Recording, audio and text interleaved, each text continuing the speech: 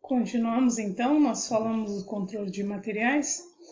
A quantidade pendente é a quantidade de material que foi solicitada ao fornecedor e que ainda não foi entregue na unidade. Deve ser considerada na previsão de compra. Tempo de ressuprimento, tempo decorrido entre a requisição de compra e o recebimento da mesma. Ponto de ressuprimento indica quando determinado material deverá ser comprado. É um alerta para que não ocorra quebra de estoque. Normalmente, coincide com o valor de estoque mínimo estipulado. Lote de compra, conjunto de materiais solicitados durante o processo de compra, nível de suprimento e a soma da quantidade de determinado material estocado acrescido da sua quantidade pendente. Cadência de compra. Número de vezes que um material foi comprado em determinado período de tempo. Geralmente se faz análise mensal e anual.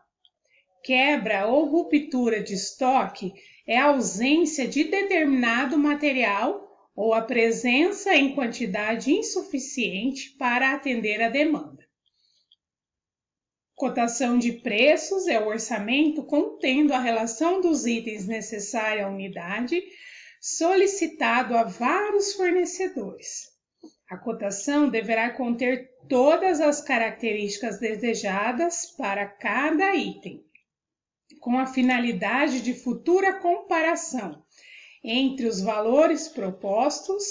Com esta cotação, é possível montar um mapa comparativo de preços, confrontando as condições de fornecimento, a fim de decidir pela proposta mais vantajosa.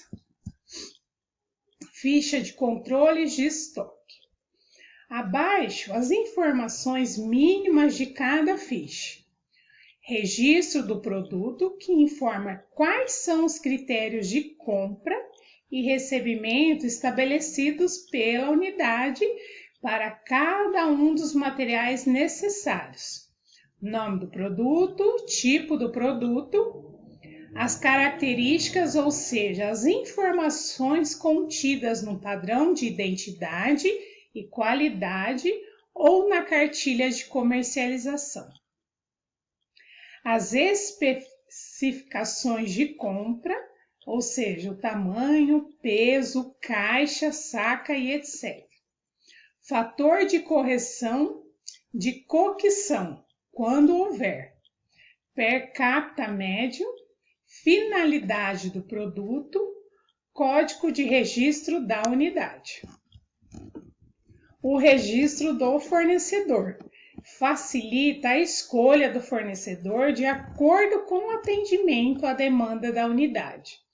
Nome do fornecedor, razão social, CNPJ, endereço e contatos, formas de pagamento, condições de pagamento, materiais disponíveis, prazo de pedido e de entrega, campo de observação para colocar os pontos positivos e negativos do fornecimento.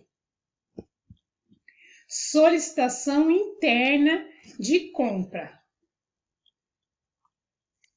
Usado normalmente quando o sistema é centralizado. Deve ser encaminhado para que o setor responsável execute a cotação e a compra dos materiais necessários. Dados da unidade solicitante, relação detalhada dos materiais necessários, saldo atual em estoque, lembrar de descontar a quantidade pendente para a produção. Cotação de preço entre os fornecedores. Após a cotação, se faz um mapa comparativo de preço. A tabela contendo os seguintes dados: a relação dos materiais cotados, o nome dos fornecedores, valores do orçamento, condição e prazo de pagamento, valores de frete e impostos inclusos. Pedido de compra ao fornecedor deve ser formalizado para garantir que o material solicitado seja entregue conforme o pedido. Ou seja, os dados de identificação da unidade para fins de emissão da nota fiscal, contatos para alteração do pedido quando for necessário e a relação detalhada dos materiais solicitados, incluindo o preço, forma e condição de pagamento, entre outros valores acertados na cotação. A avaliação do fornecedor promove o controle das entregas, punindo o fornecedor que não atende às exigências da unidade. Nome do fornecedor, data da entrega dos materiais. Problema encontrado na entrega, não conformidade com o pedido e assinatura do funcionário do fornecedor. A emissão em duas vias, que é a movimentação do produto, ou seja, a entrada e a saída.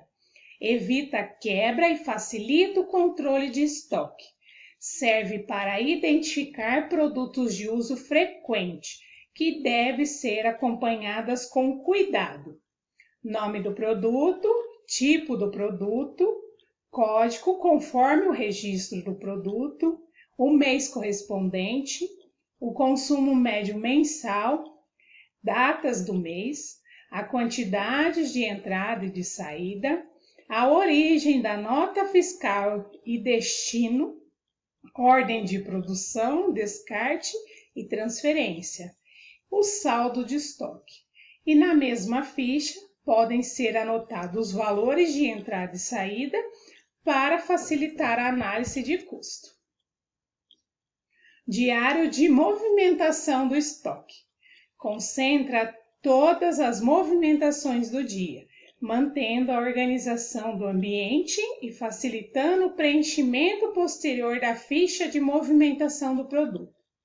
Data do diário, a relação de materiais que entraram ou saíram do estoque, quantidades, número dos documentos de origem ou destino dos materiais, setor, área de destino, responsável pela baixa no estoque, assinatura. Ordem de produção. Relaciona o material e a quantidade que deverá ser retirada do estoque para a execução de operações da unidade, ou seja, a data de emissão e de retirada, a lista dos materiais e as quantidades, o setor e a área de destino, funcionário responsável pela retirada, a assinatura do responsável pelo documento. Ou seja, são todas essas as ordens que são feitas, ou seja, do controle de estoque do material. É esse material que a gente falou, porque faz parte das rotinas administrativas da empresa, então tem que controlar em todas as ordens, que nós citamos, nas ordens de estoque.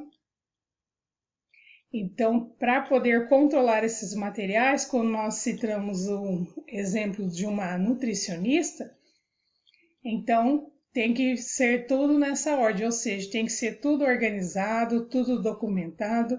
Hoje em dia, com as tecnologias, ficou um pouco mais fácil de a gente controlar tudo isso, ou seja, controlar todos esses materiais. Então, é uma forma mais fácil de fazer o controle, de todos esses materiais. Essa ordem, que é a ordem de produção também, ou seja, essa retirada do estoque para execução, ou seja, operações que vai para as unidades também. Tudo tem que ter a data, a lista, as quantidades, quais os setores que foram, quem foi o funcionário responsável pela retirada, quem foi que vai entregar, que é o responsável pelo documento. Obrigado pela atenção de vocês.